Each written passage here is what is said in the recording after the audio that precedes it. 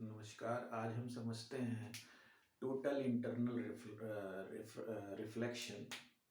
ठीक है, total internal reflection और क्रिटिकल एंगल। पहले क्रिटिकल एंगल समझते हैं। क्रिटिकल एंगल क्या होता है, इस चीज को समझिएगा। क्रिटिकल एंगल के बाद अपने आप टोटल इंटरनल रिफ्लेक्शन समझ में आ जाएगा।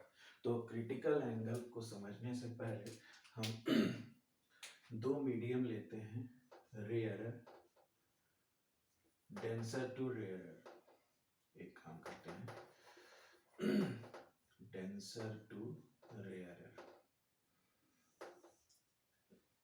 ठीक है, डेंसर में अगर कोई रे आएगी, डेंसर में अगर कोई रे आएगी, ठीक, तो वो अगर डेंसर से रेयरर में जा रही है तो उसको निकलना तो शायद चाहिए सीधा, लेकिन वो सीधा ना जाके क्या होती है, नॉर्मल से दूर चली जाती है। तो हम पहले भी बता चुके थे, नॉर्मल से दूर चली गई, नॉर्मल से दूर चली गई, सीधा ना जाके नॉर्मल से दूर चली गई। ये होता है आपका एंगल ऑफ इंसिडेंस। क्या होता है, एंगल ऑफ इंसिडेंस। देखिएगा, ये होता है एंगल ऑफ इंसिडेंस।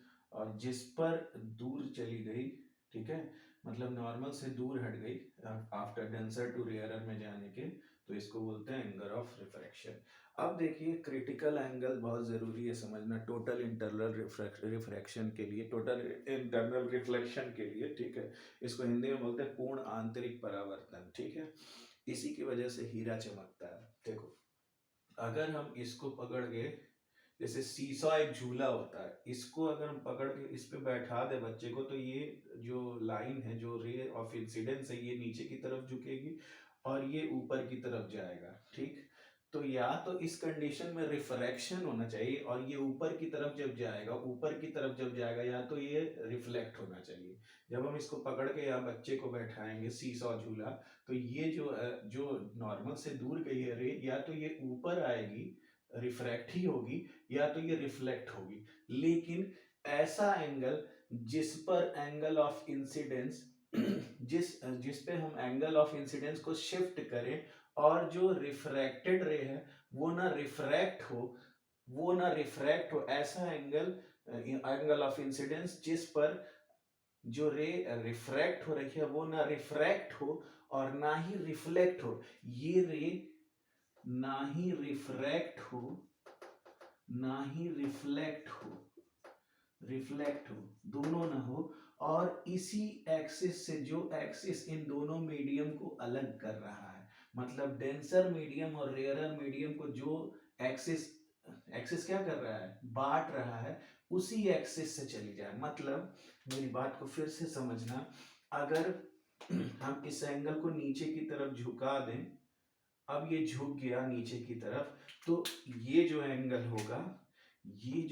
होगा इसको बोलेंगे क्रिटिकल एंगल, सीआर, इसको बोलेंगे क्रिटिकल एंगल। क्योंकि हमने इसको झुकाया, तो ये जो रिफ्रैक्टेड एंगल है ये ऊपर की तरफ आना चाहिए, या तो इसके पास आना चाहिए, या तो रिफ्लेक्ट हो जाना चाहिए। तो जिस एंगल पर, एंगल ऑफ इंसिडेंस को बढ़ाने पर, तो जो रिफ्रैक्टेड रे है वो ना रिफ्रैक्ट होती है, ना ही रिफ्लेक्ट होती है, बल्कि उस एक्सिस से जाती है जो एक्सिस उसको डेंसर और रेयरर में क्या करता है, बदल देता है। ऐसे एंगल को कहते हैं क्रिटिकल एंगल। ठीक है, ऐसा एंगल जिस पर हम ऐसे इंसिडेंस कराएं रे को, जिस एंगल पर जो रिफ्रैक्टेड रे है वो ना रिफ्रैक्ट हो, ना ही रिफ्लेक्ट हो, बस उस एक्सिस से चली जाए जो एक्सिस दोनों मीडियम डेंसर और रेयरर को क्या करता है, अलग करता है। That angle is known as critical angle. Total internal reflection क्या होता है, टोटल इंटरनल रिफ्लेक्शन मतलब ऐसा एंगल, यहां से एक और एंगल खींचते हैं और इसको झुकाएंगे जब, तो ऐसा एंगल जो, इसको और झुका दिए, इसको और झुका दिए, तो अब ये एक्सिस से ऊपर उठ जाएगी। एक्सिस, जब इसको और नीचे, बच्चे को और बैठा के नीचे करेंगे, तो ये एक्सिस पे अपना रख के थोड़ी सी ऊपर चली जाएगी, तो ये रिफ्लेक्ट हो जाएगी। क्या हो जाएगी, रिफ्लेक्ट हो जाएगी। थोड़ा और झुका दिए, ये हो जाएगा ऐसे एंगल जिसको हम क्रिटिकल एंगल से बढ़ाने पर, क्रिटिकल एंगल से जस्ट बढ़ाने पर वो रे क्या हो जाती है, वो रे रिफ्लेक्ट हो जाती है। ऐसे एंगल को बोलते हैं हम टोटल इंटरनल एंगल। और इस एंगल के थ्रू ही जो फिनोमिनन हैपन होता है उसको बोलते हैं टोटल इंटरनल रिफ्लेक्शन। बात समझ में आ गई? इसी की वजह से हमारी आंख पे हीरा चमकता हुआ दिखाई देता है। टोटल इंटरनल उसमें रिफ्लेक्शन हो जाता है जिसकी वजह से हमें हीरा चमकता हुआ दिखाया जाता है। ठीक है, कांच होता है अगर टूट जाएगा, दरार पड़ेगी तो उसका भी चमक हमको इसी वजह से दिखेगा। तो ये हो गया। तो इसके लिए टोटल इंटरनल रिफ्लेक्शन के लिए क्या क्या जरूरी है, रे डेंसर से रेयरर में आए, और दूसरी चीज ये जो एंगल ऑफ इंसिडेंस है ये ग्रेटर होगा क्रिटिकल एंगल से।